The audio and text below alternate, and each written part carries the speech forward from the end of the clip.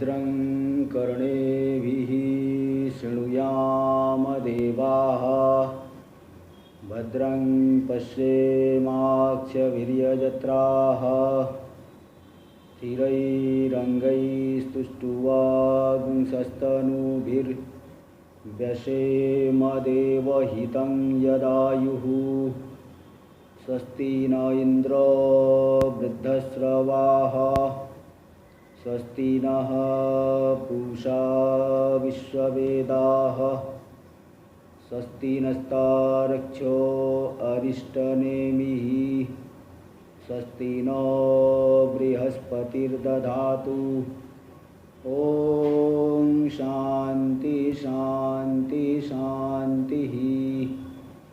शङ्करं शङ्कराचार्यं केशवं बादरायणं सूत्रभाष्यकृतौ वन्दे भगवन्तौ पुनः पुनः।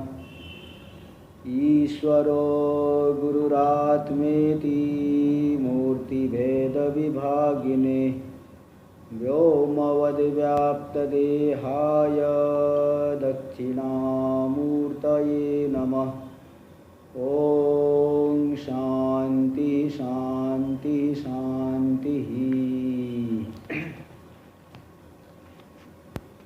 अथर्ववेदीय प्रश्नोपनिषद पर हम लोग विचार कर रहे हैं। इसके षष्ठ प्रश्न का द्वितीय मंत्र का विचार पूरा हो गया, जिसमें कि ये बता दिया गया कि वो षोडशकल पुरुष कहाँ रहता है। ये बता दे कि है वो अंतः शरीर सौम्य स पुरुष, इसी शरीर के भीतर ही वह पुरुष है।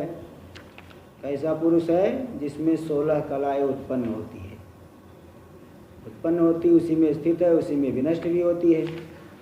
और कलाओं से ही वह कलावान मालूम पड़ता है, वास्तव में निष्कल है, कलाओं से रहित है। और फिर वो उसी चैतन्य स्वरूपी आत्मा में ही पूरा विषय कल्पित है सब। उसको लेकर के जो बौद्धों को भ्रांति होती है और फिर उसको जो है उनके मत का फिर निराकरण किया गया। और फिर आखिरी में शरीर के भीतर जो स्थिति है, शरीर के भीतर पुरुष है, तो शरीर के भीतर होने का क्या मतलब है, इसको लेकर के विचार किया गया। तो वहाँ पे बताए कि उपलब्धि निमित्तक ऐसा प्रयोग होता है कि शरीर के भीतर ही वह विशेष रूप से उपलब्ध हो रहा है तो व्यापक, किंतु विशेष रूप से उपलब्धि को लेकर के शरीर के भीतर कह दिया गया। नहीं तो वास्तव में जो अपरिच्छिन्न है वह शरीर के भीतर परिच्छिन्न हो, अपरिच्छिन्न परिच्छिन्न हो जाएगा। ऐसा तो मन से भी जो कुछ मन से भी नहीं बोल सकते। वाणी से तो क्या कहना, मन से भी ऐसा कोई सोच नहीं सकता। प्रामाणिक व्यक्ति को ऐसा नहीं सोच सकता। इस तरह से बता दिए।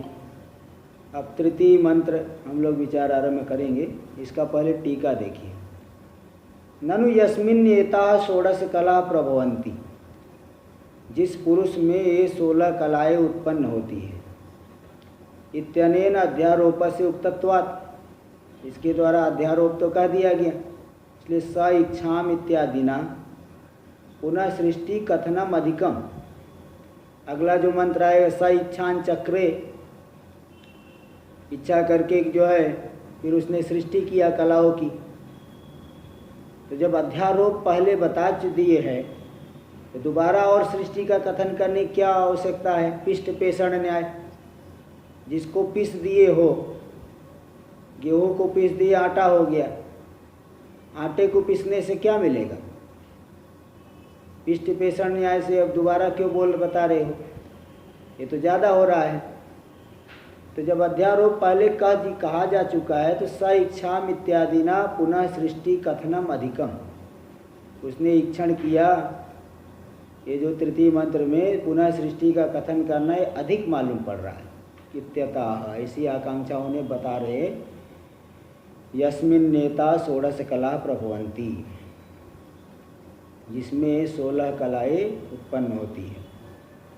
देख लीजिए भाष्य में, यस्मिन् नेता षोडश कला प्रभवन्ति इति उक्तम। जिसमें 16 कलाएं उत्पन्न होती है कह दिया गया। पुरुष विशेषणार्थम, ये पुरुष के विशेषण के लिए, मतलब पुरुष विशेषणार्थम का अर्थ 6 नंबर टिप्पणी में दे दिए है। अध्यारोप न्यायेन पुरुष बोधनार्थम इति यावत। अध्यारोप और अपवाद न्याय, अध्यारोपापवाद न्याय, उसमें से अध्यारोप के द्वारा पुरुष का बोध कराने के लिए वो जो है वहाँ बताया गया कला नाम प्रभव, कलाओं का प्रभाव, उत्पत्ति बताई गई कि इस पुरुष में 16 कलाओं की उत्पत्ति होती है। सच अन्यार्थोपि श्रुतः, तो जो अध्यारोप कभी भी किया जाता है अपवाद करने के लिए किया जाता है, क्योंकि अध्यारोप करके छोड़ दिए, अपवाद नहीं किए तो अद्वितीय ब्रह्म का बोध कैसे होगा। अध्यारोप का प्रयोजन होता है अपवाद करने के लिए, अध्यारोप के माध्यम से विशेष रूप से उसकी अस्तित्व को बता दिए। भाई परमात्मा है, आँख से तो दिख नहीं रहा है, कान से सुनाई नहीं पड़ रहा है, अनुमान भी नहीं कर सकते क्योंकि प्रत्यक्ष उसका कुछ दिख नहीं रहा है, कोई धर्म ही नहीं है। तो जब हम अध्यारोप करके उसको विशेष रूप से जानते हैं, फिर उसका उस जो अध्यारोपित धर्मों उनका धर्म है उनका निषेध करके उसका शुद्ध स्वरूप जान सकते हैं, उसका शुद्ध स्वरूप जान लेंगे। तो इसलिए अध्यारोप किस लिए बताया गया है? अपवाद करने के लिए। सच अन्यार्थोपि, वह जो अध्यारोप है अपवाद के लिए होने पर भी, श्रुतः अपवाद के लिए सुना गया है, तो भी केन क्रमेण स्यात्, वह जो अध्यारोप है किस क्रम से हुआ है, उत्पत्ति किस क्रम से हुई है, तो क्रम से बताना अच्छा रहता है। इत्यतः इदम उच्यते, इसलिए यह कहा जा रहा है। अतः इदम उच्यते, देखो आगे, इत्यतः इदम उच्यते, इसके ऊपर टीका में दी अतः इति, इत्यतः में अतः है, अतः प्रतीक ले रहे हैं। क्रम प्रतिपत्त्यर्थम स इच्छाम इत्यादि उच्यते इत्यर्थ, क्रम की प्रतिपत्ति के लिए, ज्ञान के लिए स इच्छान चक्रे इत्यादि कहा जा रहा है। तो क्रम क्यों, क्रम की प्रतिपत्ति क्या जरूरत है, क्रम को जानने क्या जरूरत है? जब निषेध ही करना है तो क्रम को जान करके क्या करेंगे? तो बोल रहे नहीं, तद प्रतिपत्तिश्च कलोत्पत्ति सौकर्यार्थम, क्रम की प्रतिपत्ति जो है, क्रम का ज्ञान किस लिए है? कलाओं की उत्पत्ति के प्रतिपत्ति में सरलता के लिए। क्रम से अगर उत्पत्ति बताएंगे तो उसको जानने में हमें सरलता होगी, हमारी बुद्धि में रहेगा, और फिर बाद में उसका निषेध भी विपरीत क्रम से करना पड़ेगा। विपर्येण तो क्रमो अतः उपपद्यते, देखो ये ब्रह्म सूत्र का सूत्र है 2, 3, 14, 1 नंबर टिप्पणी में दे दिए। अतः यानी उत्पत्ति क्रम से विपरीत क्रम से ही उसका प्रलय होता है। जैसे देखिए, सृष्टि होते समय पहले आकाश, फिर वायु, फिर जल, फिर पहले आकाश, वायु, तेज मतलब अग्नि, जल और पृथ्वी। लेकिन जब अपवाद करने जाओगे तो पहले आकाश का प्रलय नहीं, पहले आकाश का अपवाद नहीं होगा, पहले पृथ्वी का। मतलब लय का जब कथन करेंगे तो पहले पृथ्वी का लय जल में, जल का लय तेज में, तेज का लय वायु में, वायु का लय आकाश में। तो उत्पत्ति के विपरीत क्रम से लय होता है, इसलिए विपर्ययेण तो क्रमो अतः उपपद्यते इति च न्यायेन च उपपद्यते च इति न्यायेन, इस न्याय से कार्यस्य स्वस्व कारण क्रमेण अपवाद सौकर्यार्थम च, कार्य का अपने अपने कारण के क्रम से अपवाद की सरलता के लिए वहाँ पे यहाँ क्रम बताया जा रहा है। क्रम से जान लेंगे तो अपवाद भी उसी विपरीत क्रम से करके सरलता से जान सकते हैं। टीका में देख लीजिए, इसका दिए है ब्रह्म सूत्र का जो सूत्र दिए थे उसी का अर्थ कर रहे 1 नंबर टिप्पणी में ही। तदर्थ मतलब सूत्र का अर्थ क्या है? अतः यानी उत्पत्ति क्रमात्, टिप्पणी में हम 1 नंबर टिप्पणी में चल रहे हैं। तो तदर्थ मतलब सूत्र का अर्थ क्या है? अतः विपर्येण तो क्रमो अतः उपपद्यते। अतः का मतलब उत्पत्ति क्रमात्, विपरीत क्रमेण एव लयः, उत्पत्ति क्रम से विपरीत क्रम से ही लय हो सकता है, संभव है। लयः का लय विपरीत क्रम से ही लय होगा, लय का क्रम है। विपरीत क्रमेण एव लय क्रमः। क्यों? क्योंकि स्वकारणे कारणे कार्याणाम लय दर्शनात्। कार्यों का लय कहाँ देखा गया है? अपने कारण में देखा गया है। उपपद्यते च व्युत्पत्ति क्रमेण एव लय क्रम। उत्पत्ति क्रम नहीं, व्युत्पत्ति क्रम। उत्पत्ति के विपरीत क्रम से लय का क्रम उपपद्यते मतलब संभव है, युक्ति संगत है।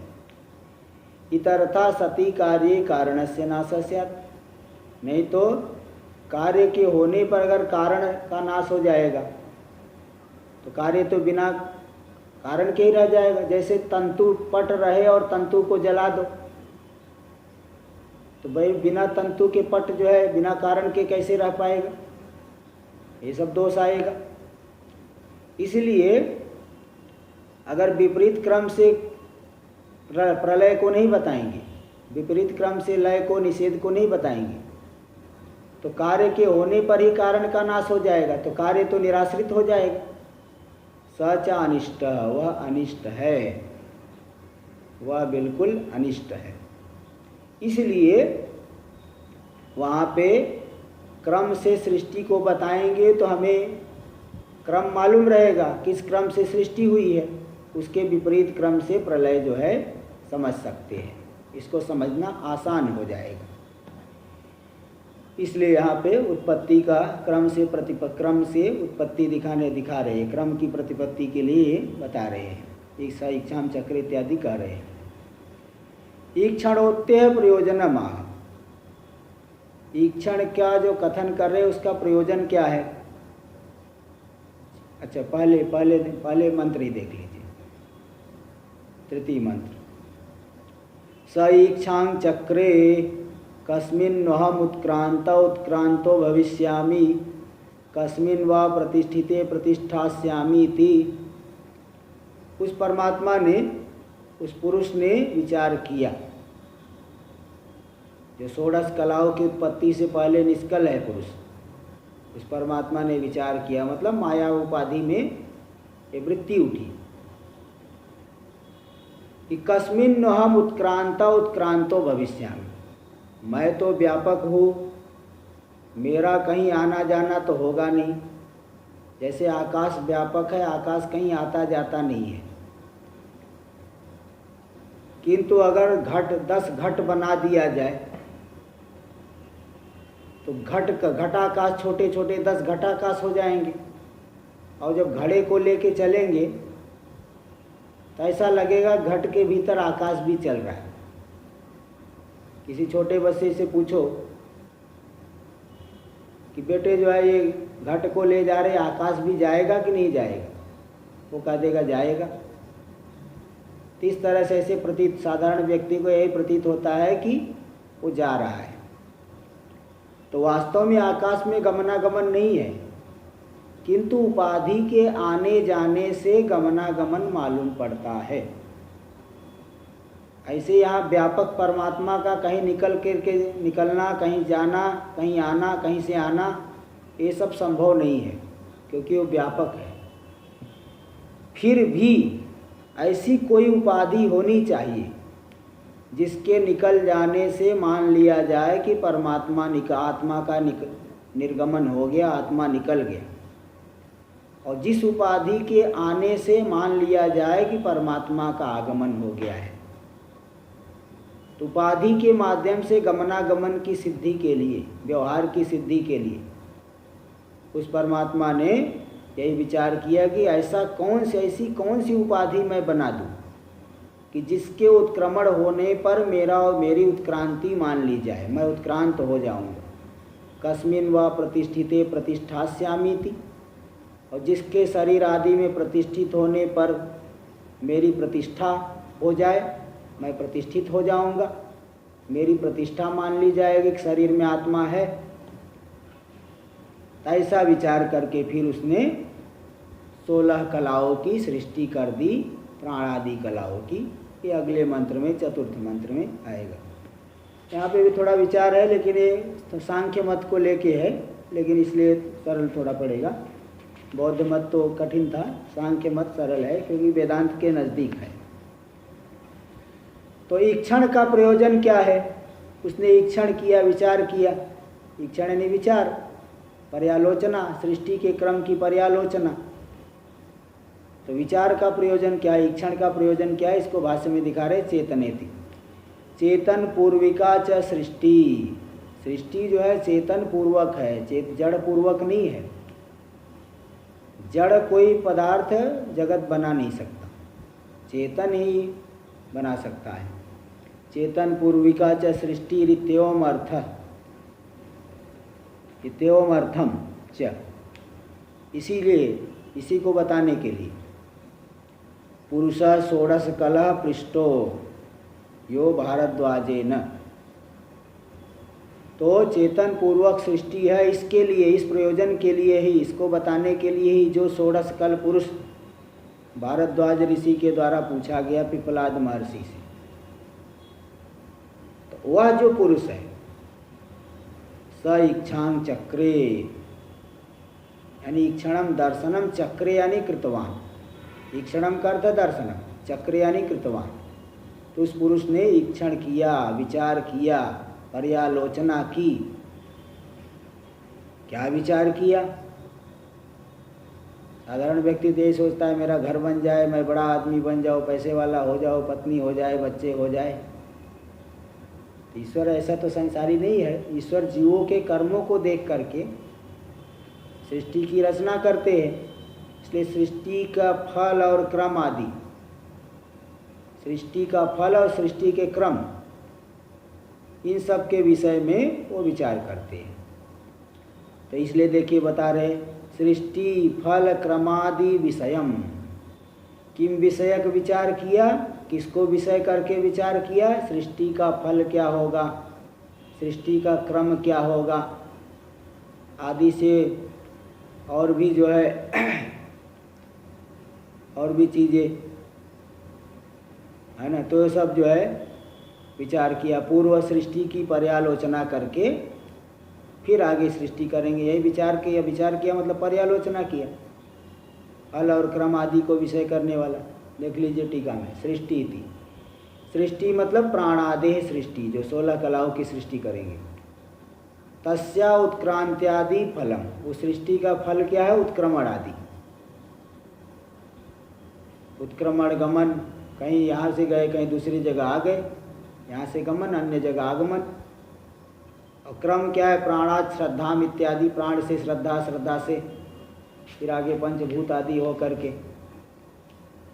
इत्यादि उक्तानंतर्यम, इत्यादि जो कहा, अनंतर्य कहा गया। अनंतर्य मतलब पूर्वापर भाव, इसके बाद वह, उसके बाद वह, जो अनंतर्य यही है क्रम। और फल हो गया उत्क्रमण आदि। सृष्टि किसकी? प्राण आदि की सृष्टि, उसका फल उत्क्रमण आदि, उसका क्रम जो है प्राण से श्रद्धा, श्रद्धा से पंचभूत, ये सब जो अनंतर्य कहा गया, पूर्वापर भाव कहा गया, वो क्रम है। तीन सबको विषय करके परमात्मा ने विचार किया, पर्यालोचना की। देखो आदि शब्द से किसको लेंगे? आदि शब्द से टीकाकार ने दे दिया, आदि शब्देन लोकेषु च नाम च, लोकों में नाम, नाम की भी सृष्टि कर दी, जो देवदत्त यज्ञदत्त ये नाम है। इति आधार आधे विशेषो गृह्यते, आधार हो गया लोक, आधे हो गया नाम। आधार आधे विशेष जो है आदि शब्द से ले लेना। इन सब के विषय में तो सृष्टि का फल, सृष्टि का क्रम, लोकों में लोक, लोक में आश्रित है ना, आधार आधे विशेष, इन सभी को विषय करने वाला विचार किया परमात्मा ने। देखिए भाष्य में दे रहे कथम, कैसे जो है विचार किए। इति उच्यते, इसको बताते हैं। कस्मिन् कर्तृ विशेषे देहाद उत्क्रांत, उत्क्रांतो भविष्यामि, किस कर्ता विशेष के देह से निकल जाने पर, क्योंकि मैं तो व्यापक हूँ, मेरा कहीं आना जाना तो होगा नहीं, जैसे घर का कोई बड़ा आदमी होता है, कोई बोलते हैं मैं तो बूढ़ा हो गया, मैं तो बाजार नहीं जा सकता, जाओ तुम सामान लाओ, अब तुम योग्य हो गए हो। ऐसे यहाँ पे परमात्मा ने मैं तो व्यापक हूँ, मेरा कहीं आना जाना हो नहीं सकता, इसलिए क्या करूँ, एक ऐसी उपाधि बना दूँ जिससे मेरा आना जाना मान लिया जाए। उपाधि से बहुत जो है चमत्कार दिखता है। जैसे दर्पण कोई टेढ़ा है, आपका मुंह टेढ़ा दिखेगा, दर्पण मलिन है, मुंह हमारा मलिन दिखेगा, व्यक्ति घबरा जा रहे मैं ऐसा हूँ क्या, टेढ़ा दिखेगा मुंह तो बोले अरे मैं ऐसा हूँ क्या। तो देखो उपाधि से कैसा चमत्कार आ गया। इस तरह से उपाधि से अलग अलग जो है चमत्कार दिखता है। इसी प्रकार यहाँ गमनागमन ये सब उपाधि का ही चमत्कार है। व्यापक आत्मा में तो कुछ होना नहीं है, कुछ होना जाना है ही नहीं भाई। अनादिकाल से संसार जो है चला, न जाने कितने शरीर आए कितने शरीर गए, तो जो है अभी तक इस अधिष्ठान में कोई परिवर्तन हुआ ही नहीं है। एक का एक वही अधिष्ठान, एक ही अधिष्ठान। इसलिए विचार किया कि कौन सी ऐसी उपाधि बना दूँ किस कर्ता विशेष के देहाद उत्क्रांते उत्क्रांतो भविष्यामि अहमेव, मैं उत्क्रमित मान लिया जाऊंगा, हो जाऊंगा। कस्मिन वा शरीरे प्रतिष्ठिते, किसके शरीर में प्रतिष्ठित हो जाने पर अहम प्रतिष्ठास्यामि, मैं प्रतिष्ठित हो जाऊंगा, यानी प्रतिष्ठितास्याम इत्यर्थ, मैं इस शरीर में प्रतिष्ठित हो जाऊंगा। ऐसा विचार करके परमात्मा ने फिर आगे सृष्टि करना आरंभ कर दिया, जो कि आगे आएगा। अब यहाँ सांख्य जो है प्रधानवादी वो आ रहा है। टीका में देखिए, न ईक्षणोक्त्या न चेतन पूर्वकत्व सिद्धि। बोले ईक्षण के कथन कर देने से सृष्टि चेतन पूर्वक है ये तो सिद्ध नहीं हो पा रहा है। ईक्षण का देने मात्र से पूर्व की सृष्टि और फल आदि का पर्यालोचना विचार ऐसा कहने मात्र से चेतन पूर्वक सृष्टि नहीं सिद्ध हो पाएगा। क्यों? न्याय न चेतन से कर्तृत्वेन, क्योंकि जरा युक्ति से विचार करो, जो शुद्ध चेतन है उसमें कर्तृत्व तो रहेगा क्या? तो जो करता ही नहीं वो हेतु कैसे बनेगा? इसलिए चेतन पूर्वक सृष्टि जो है ये बिल्कुल ये बात ठीक नहीं है। चेतन कर्ता नहीं होता है, जो कर्ता नहीं बनेगा वह हेतु नहीं बनेगा। इसलिए सृष्टि जो है चेतन पूर्वक नहीं हो सकती। ईक्षण का कथन होने से चेतन पूर्वक सृष्टि ऐसा नहीं कह सकती। और फिर कौन कर्ता बनेगा? अचेतन से प्रधान आदेर विक्रियावत्वेन, प्रधान जो मूल प्रकृति है उसी को प्रधान शब्द से भी कहते हैं, उसी को प्रकृति शब्द से भी कहते हैं। हम लोग तो माया को परतंत्र मानते हैं, लेकिन वो प्रकृति को लोग स्वतंत्र मानते हैं। तो जड़ प्रधान आदि है, प्रधान आदिर विक्रियावत्वेन, विक्रिया वाले है प्रधान आदि, इसलिए हेतुत्वे च सति, जो विकारी है वही हेतु बन सकता है, जिसमें विकार नहीं वो कैसे हेतु बनेगा? हेतुत्वे च सति ईक्षण से अन्यथा नियत्वात्, इसलिए ईक्षण को अन्य प्रकार से ले जाया जा सकता, मतलब ईक्षण गौण ईक्षण मान लो। जैसे कूलम पिपति सती, नदी का किनारा गिरना ही चाहता है, बोले ये घर गिरना ही चाहता है। कोई वृक्ष एकदम जर्जर हो गया है, वृक्ष पुराना हो गया है, जड़ें सब उसकी उखड़ गई है, टेढ़ा हो गया है, लोग क्या कहेंगे? ये गिरना ही चाहता है। ऐसे ही जो है जड़ पदार्थ, दीवार गिरनी, चलो वृक्ष तो मान लिया चेतन मान भी ले, किंतु दीवार बोले दीवार गिरनी ही चाहती है, नदी का किनारा गिरना ही चाहता है। तो इच्छा आदि तो जड़ में भी हो जाते हैं, नदी का किनारा गिरना ही चाहता है, तो इच्छा वहाँ देखी जा रही है। तो जो मुख्य इच्छा आदि, मुख्य विचार, मुख्य इच्छा, ये सब भले जड़ में संभव नहीं, किंतु गौण इच्छा और गौण विचार ये सब संभव है। जैसे अभी बता दिया कि नदी का किनारा गिरना ही चाहता है, इसलिए इक्षण को अन्य प्रकार से, क्योंकि चेतन पूर्वक सृष्टि नहीं है, चेतन से सृष्टि नहीं हो पाएगा, चेतन करता नहीं है, इसलिए वो हेतु नहीं बनेगा। और प्रधान आदि जो है वो विकारी है, इसलिए वही हेतु बनेगा। इसलिए जो इक्षण है उसको आप अन्य प्रकार से ले जाइए, मतलब गौण इक्षण मान लीजिए। गौण इक्षण तो जड़ में भी प्रयोग होता है कि नदी का किनारा गिरना ही चाहता है। हाँ, और इस तरह से कोई व्यक्ति फल गया, बगीचे में गया, तभी उसके सामने एक फल गिर गया, बोले देखो ये फल कितना समझदार है, आदमी देख के गिरा। तो वास्तव में समझदार तो नहीं हो, तो जड़ है, तो भी एक गौण प्रयोग हो गया, देखो फल कितना समझदार है, आदमी देख करके गिरा। इसलिए वहाँ गौण विचार, गौण इक्षण ये सब ले सकते हो, जड़ में भी हो सकता है। इति सांख्या संकंते, ऐसे सांख्यवादी लोग शंका करते हैं। देखो सांख्य वेदांत के बहुत नज़दीक है, इसलिए सांख्य का ब्रह्मसूत्र में बहुत खंडन किए हैं बारंबार।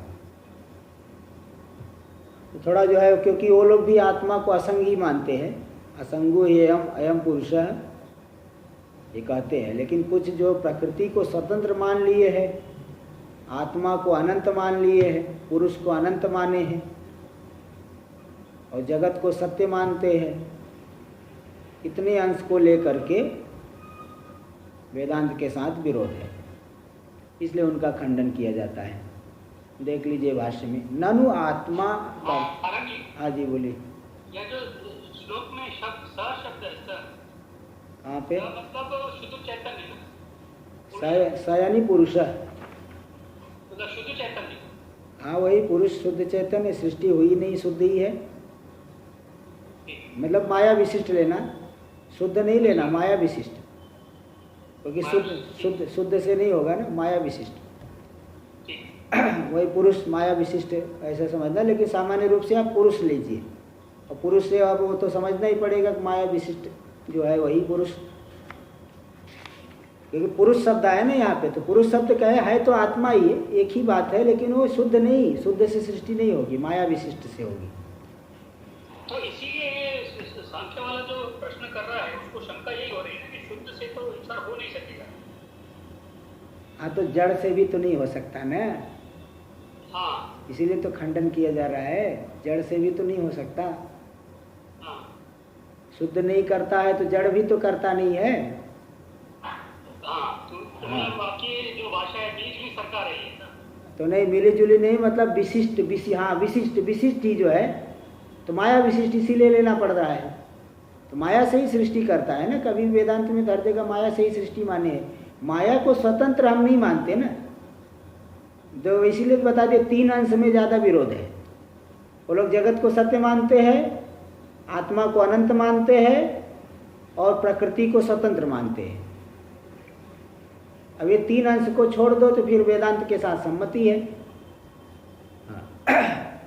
देखिए, ननु आत्मा कर्ता, बोले आत्मा तो करता नहीं है, आत्मा तो अकर्ता है, और प्रधानम कर्त्री, करने वाली तो प्रधान है, प्रकृति है। अतः पुरुषार्थम प्रयोजनम उररीकृत्य प्रधानम प्रवर्तते, इसलिए पुरुषार्थ रूपी प्रयोजन को स्वीकार करके, क्या है पुरुषार्थ? भोग और मोक्ष, भोग और अपवर्ग, भोग और मोक्ष। पुरुष को भोग और मोक्ष देने के लिए, है ना, उस पुरुषार्थ रूपी प्रयोजन को स्वीकार करके ही प्रधान की प्रवृत्ति होती है। प्रधान बहुत गुण वाली, जैसे कोई जो है बहुत पतिव्रता स्त्री होती है, बहुत गुण वाली है, और पति बहुत बीमार है तो भी बहुत सेवा करती है। ऐसे ही यहाँ पे प्रधान क्या है, वो बहुत गुण वाली है, ऐसा वो रूपक दे करके वो लोग बताते हैं। पुरुष निर्गुण है, उसमें कोई गुण है ही नहीं, तो भी पुरुष के भोग और अपवर्ग के लिए प्रधान प्रवृत्त होती है। तो इसलिए यहाँ बता दें, पुरुषार्थ रूपी प्रयोजन को स्वीकार करके प्रधानम प्रवर्तते महदाद्याकारेण, महदादि आकार से, इसलिए वहाँ श्लोक आएगा कारिका सांख्य तत्व कौमुदी में आता है, प्रकृतिर महांस ततो अहंकारस तस्माद गणश्च षोडशकः तस्मादपि षोडशकात् पंचभ्य पंचभूतानि। पहले प्रकृति से महतत्व की उत्पत्ति होगी, महतत्व, फिर अहंकार, अहंकार से 5 तन्मात्रा और 11 इंद्रिया, 5 तन्मात्राओं से भी 5 महाभूत हो जाएंगे, कुल मिला के गिन लेंगे 24 तत्व हो गया। प्रकृति, महातत्व, अहंकार, और अहंकार से 11 इंद्री, 14 हो गए, और 5 जो है सूक्ष्म भूत 19, और 5 उसी सूक्ष्म से स्थूल हो जाएंगे 24, और पुरुष हो गया 25वां। इस तरह से 25 तत्व को मानते हैं। तत्व का मतलब होता है जो सृष्टि के आदि में उत्पन्न होकर के अंततम तक रहे। यदि पुरुष तो नित्य है, प्रधान भी नित्य है, लेकिन बाकी जो तत्व है सृष्टि की आदि में उत्पन्न होकर के प्रलय काल तक रहते हैं, फिर अगली सृष्टि होगी फिर से उत्पन्न होंगे। तो प्रधान कर्त्री, पुरुष कर्ता, आत्मा अकर्ता है, प्रधान ही कर्त्री है, और वह प्रधान यानी प्रकृति पुरुषार्थ रूपी प्रयोजन को स्वीकार करके प्रवृत्त होती है, महदादि आकार से परिणत होती है। तत्र इदम अनुपन्नम, ये जो आत्मा को आप लोग कर्ता बता रहे हो, ये बात बिल्कुल गलत है, क्योंकि आत्मा अकर्ता है ना, इसलिए आत्मा में जो आप कर्तृत्व आप बता रहे हैं बिल्कुल युक्ति संगत, अनुपन्न है, युक्ति संगत नहीं है। पुरुषस्य स्वातंत्रेण इच्छा पूर्वकम कर्तृत्व वचनम, स्वतंत्र रूप से इच्छण करके कर्तृत्व का जो कथन हुआ है, पुरुष ने बनाया, ये कथन बिल्कुल युक्ति से रहित है, युक्ति संगत नहीं है, गलत है। क्योंकि जब प्रधान है त्रिगुणात्मक परिणत होने वाली, वह कर्ता संभव है, तो पुरुष को कर्ता क्यों मानोगे? सत्वादि गुण साम्ये प्रधाने प्रमाणोपपन्ने, सत्वादि की गुणों की समता वाली जो प्रधान है, सत्वादि गुणों की साम्यावस्था। देखो प्रलय काल में लोग क्या कहते हैं कि प्रकृति तो त्रिगुणात्मक है, सत्वगुण, रजोगुण, तमोगुण। प्रलय काल में क्या होता है कि तीनों गुणों की साम्यावस्था रहती है, और सृष्टि काल में तीनों गुणों का वैषम्य हो जाता है। विषमता से फिर नाना प्रकार के जगत के पदार्थ बनते हैं। इसलिए किसी पदार्थ में सत्वगुण की अधिकता है, किसी में रजोगुण की अधिकता, किसी में तमोगुण की अधिकता। तो परस्पर जो है उपमर्द उपमर्दक भाव से जो है एक परस्पर एक गुण ऊपर उठ गया, 2 गुण नीचे दब गए, फिर दूसरा वाला ऊपर उठ गया, फिर बाकी 2 दब गए, तीसरा वाला उठ गया, बाकी 2 दब गए। इस तरह से तारतम्य को लेकर के नाना प्रकार की सृष्टि हो जाती है तीनों गुणों के। इसलिए सत्वादि गुणों की जो साम्यावस्था है प्रधान प्रलय काल में, सृष्टि काल में तो विषम परिणाम होता है। तो ऐसा प्रधान जो प्रमाणोपपन्ने, जो कि प्रमाण से ज्ञात है, क्योंकि एक श्रुति भी आती है, अजाम एकाम लोहित शुक्ल कृष्णाम, है ना, वो श्रुति आती है, बहवी प्रजा सृजमानाम स्वरूपा अजो ये को जो समाड़ोनुसेते। इस तरह से वो जो श्रुति आती है, उस श्रुति में बताया कि अजा एका लोहित शुक्ल कृष्णा, एक अजा है। अजा यानी बकरी नहीं समझना, जिसकी जो उत्पन्न नहीं होती है, ऐसी जो प्रकृति, न जायते इति अजा, प्रकृति। हाँ, लोहित शुक्ल कृष्णा, उसमें 3 गुण है। लोहित यानी रजोगुण लेना, शुक्ल यानी सत्वगुण, कृष्ण यानी तमोगुण, तो त्रिगुणात्मक है। बहुवी प्रजा सृजमानाम स्वरूपा, बहुवी प्रजा सृजमाना स्वरूपा, बहुत सी प्रजाओं को अपने जैसा है, यानी पूरा जगत त्रिगुणात्मक को बना देती है। प्रकृति भी त्रिगुणात्मक है, पूरे जगत को भी त्रिगुणात्मक बनाएगी। ते जो है सत्वादि गुणों की साम्य अवस्था रूपी जो प्रधान है, प्रमाण से युक्त है, प्रमाण से उपपन्न है, प्राप्त है। क्योंकि श्रुति बता दी अजा में एकम लोहित शुक्ल कृष्णम, ये श्रुति बता दी है ना, प्रमाण मिल गया। तो जब प्रमाण से सृष्टि कर्तरी, तो प्रमाण से जब प्रधान मालूम पड़ गई तो फिर तो पुरुष को कर्ता मानने की आवश्यकता नहीं है। ये सांख्य मत। और एक दूसरा मत दे रहे बीच में, नैयायिक मत भी। सती ईश्वरेच्छानुवर्तिषु वा परमाणुषु, सृष्टिकर्ता प्रधान के होने पर, अथवा नैयायिक व्यागर हमारे भी मत सुन लो, ईश्वर की इच्छा का अनुवर्तन करने वाले जो परमाणु, वो लोग 4 के परमाणु होते हैं, पृथ्वी, जल, तेज, वायु, आकाश का नहीं होता। इन चारों के परमाणु जो है सृष्टि काल में भी, परमाणु भी नित्य है, किंतु उन परमाणुओं में संयोग नहीं होता। प्रलय काल में, प्रलय काल में भी परमाणु है, लेकिन उनका कोई परिणाम द्वणुक आदि जगत नहीं है पूरा। तो जब सृष्टि आरंभ होता है तो ईश्वर की प्रेरणा से और जब जीवों के अदृष्ट से परमाणुओं में क्रिया उत्पन्न होगी। क्रिया उत्पन्न होकर के एक परमाणु से दूसरा परमाणु है, फिर ऐसे जुड़ते चले जाएंगे, द्वणुक, त्रणुक, चतुरणुक, ऐसे महापृथ्वी, महावायु, महाजल, महातेज, ये सब बन जाते हैं।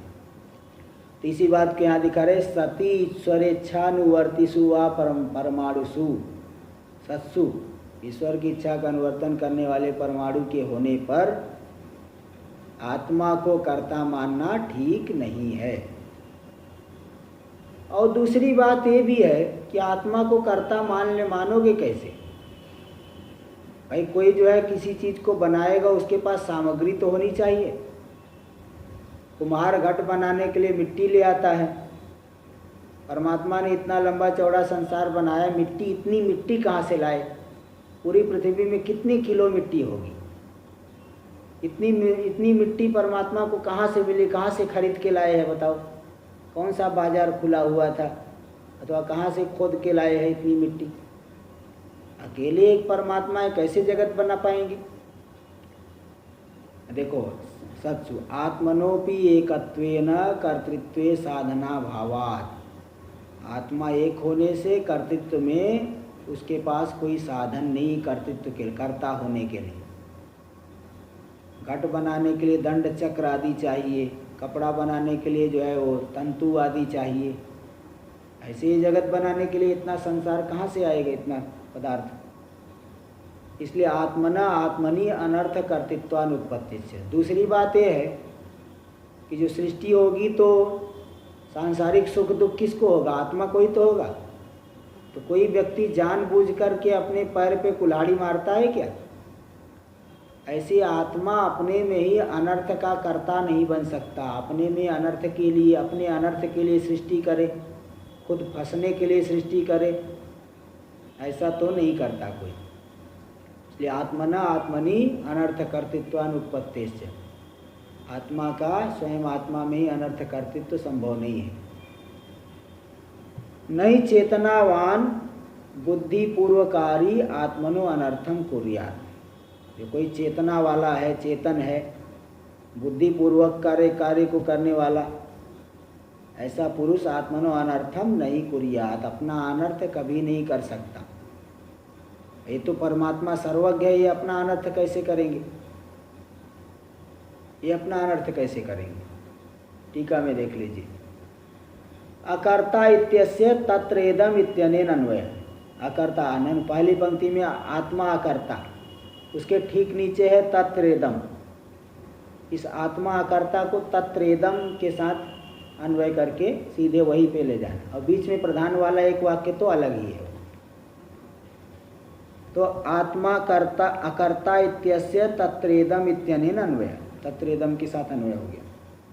आत्मा अकर्ता, देखो अर्थ कैसे निकलेगा। आत्मा अकर्ता, आत्मा तो अकर्ता है, तत्र यानी तथा सती, तब तो, यदि आत्मा अकर्ता है तब तो, इदम कर्तृत्व वचनम अनुपपन्नम, अनुप अले अनुपपन्नम, नु छूट गया हमारी पुस्तक। तो आत्मा जब अकर्ता है तो ऐसा होने पर एक कर्तृत्व वचन जो आ रहा है श्रुति में, यह बिल्कुल युक्ति संगत नहीं है, युक्ति रहित है इत्यर्थ। दूसरी बात क्या है, कर्तृत्व के लिए, कर्ता बनने के लिए कुछ साधन सामग्री होनी चाहिए। किंच तस्य कर्तृत्वांगीकारेपि कर्तु कुलालादेरिव, जैसे कर्ता कुलाल कुम्हार आदि है, उनके पास साधन सामग्री होती तभी घट आदि बनाते हैं, किंतु इस आत्मा में कर्तृत्व स्वीकार करने पर भी सहकारी अन्य साधन तो है नहीं, इसलिए कैसे बना पाएगा। और चलो मान लो कुछ केन केन प्रकारेण बना सकता है, तो भी अपने पैर पे कुल्हाड़ी कौन मारेगा। आत्मनो दुखादि अनर्थ हेतु प्राणादि संसार कर्तृत्वानुपपत्ति से, आत्मा स्वयं अपने में दुख आदि अनर्थ का हेतु, सृष्टि से दुख आदि ही मिलेगा, अनर्थ का हेतु प्राणादि, प्राणादि जो संसार है उस संसार का कर्तृत्व आत्मा में बन नहीं सकता, अपने फंसने के लिए क्यों कर्ता बनेगा। इसलिए अनुपपन्नम सृष्टित्व वचनम इत्याह, इसलिए आत्मा में सृष्टित्व का कथन करना, आत्मा सृष्टा है, यह कथन करना बिल्कुल गलत है, ठीक नहीं है। इत्या आत्मनोपि, इसी बात को यहाँ दे दिए, आत्मनोपि एकत्वेन, आत्मा एक ही है, उसके पास कोई साधन नहीं है, कैसे सृष्टि को बनाएंगे, है ना।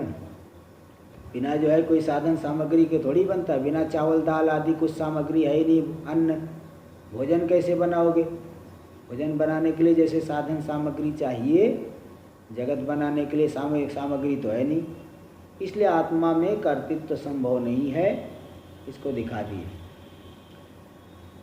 अब कर्तृत्वे अपि इति अपि शब्दान्वय, कर्तृत्व होने पर भी अपना अनर्थ नहीं करेगा। तरी किम कर्त्री अतः, कर्त्री अतः कर्त्रता, फिर आखिर ये जगत की कर्त्री कौन है। प्रधानम नपुंसक लिंग होने से कर्त्री ऋकारांत नपुंसक लिंग, और आगे अतः को देख करके ही कोई अड़ची हुआ है, तो फिर कौन करता है। आत्मा अगर जगत का कर्ता नहीं है तो कर्ता कौन है। अतः प्रधानम, इसलिए वहीं पे आगे प्रथम पंक्ति में दे दिए, आत्मा कर्ता प्रधानम कर्त्री, प्रधान ही कर्त्री है। तो कर्त्री थी क्रिया शक्ति मद अतः प्रवर्तते इति अन्वय, प्रधान ही क्रिया कर्त्री है, मतलब क्रिया शक्ति वाली है, इसलिए प्रधान ही प्रवृत्त होती है जगत रूप से, ऐसा ही मानना ठीक है। ननु प्रधानस्य अचेतनस्य प्रयोजनापेक्षा भावात्, फिर ये कहेंगे कि प्रधान तो जड़ है, जड़ को किसी प्रयोजन की आकांक्षा, तो आपने कहा पुरुष को तो प्रयोजन नहीं है सृष्टि से, तो प्रधान तो जड़ है, उसको क्या प्रयोजन है। ननु प्रधानस्य अचेतनस्य प्रयोजनापेक्षा भावात्, प्रधान जो जड़ है अचेतन है उसके लिए में कोई प्रयोजन की अपेक्षा नहीं है, इसलिए प्रवृत्ति अनुपत्ति, प्रधान की प्रवृत्ति नहीं हो सकती। इत्यतः, ऐसी आकांक्षाओं ने कार्य नहीं। प्रथम पंक्ति में दे दिया, अतः पुरुषार्थम प्रयोजनम उररीकृत्य, पुरुष को जो भोग और अपवर्ग देना, इस पुरुषार्थ को उद्देश्य करके प्रधान की प्रवृत्ति हो जाती है। टीका में देखिए दे दिए, ननु प्रधानत्य हो गया, पुरुषस्य चेतनस्य भोगापवर्ग रूपम अर्थम, अर्थम यानी प्रयोजनम उद्देश्य, पुरुष यानी चेतन, उस चेतन को भोग और अपवर्ग रूपी देना रूपी प्रयोजन का उद्देश्य करके प्रवर्तते, प्रधान की प्रवृत्ति हो जाती है। बोले ठीक कह रहे, लंबी चौड़ी बातें बता रहे हो, लेकिन ये बात बताइए, वो तो जड़ है ना, जड़ वाली बात, जड़ कैसे प्रवृत्त होगा। बोले नहीं, जड़ की भी प्रवृत्ति होती है। देखो उदाहरण दे रहे, वत्स विवृत्ति अर्थम अचेतनस्य धेनुगत क्षीरस्य, जैसे बछड़े की वृद्धि के लिए जो गाय के भीतर, गाय के शरीर में जो दूध है वो कोई चेतन है क्या? वो तो जड़ है। तो भी बछड़े की विवृद्धि के लिए, बछड़ा जब गाय को पैदा हुआ, उस बछड़े की वृद्धि के लिए उस धेनु गाय से दूध अपने आप देखो थन में आ जाता है, स्तन में आ जाता है। तो जैसे क्षीर जो है जड़ होने पर भी उसकी प्रवृत्ति हो गई। और दूसरा उदाहरण, सस्यादि विवृद्धि अर्थम अम्बुनस्य, फसल की वृद्धि के लिए देखो वर्षा होती है, वर्षा भी तो जड़ है। वो फसल के समय पे नहीं होना चाहिए, अन्य समय में ही होना चाहिए, लेकिन नहीं, फसल के समय देखो होती है वर्षा, वर्षा काल में वर्षा होती है। इसलिए सस्यादि वृद्ध्यर्थम अम्बुनस्य, फसल आदि की वृद्धि के लिए जैसे जो जल है अचेतन चेतन नहीं है तो भी उसकी प्रवृत्ति देखी गई है, इसी प्रकार प्रधान की भी प्रवृत्ति हो जाएगी। आगे का विचार कल नहीं परसों होगा, कल अष्टमी है।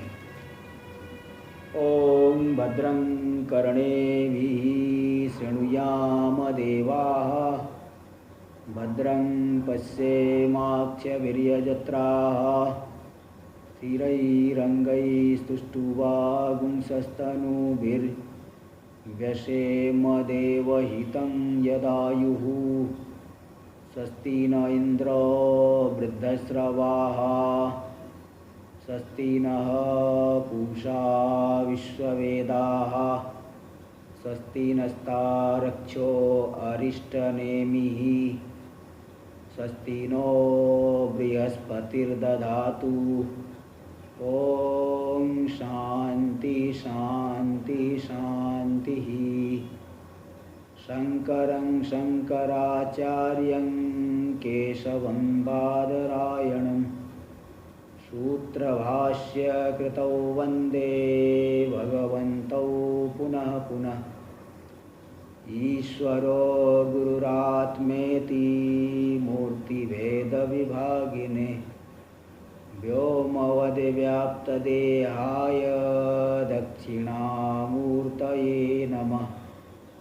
ओम शांति शांति शांति।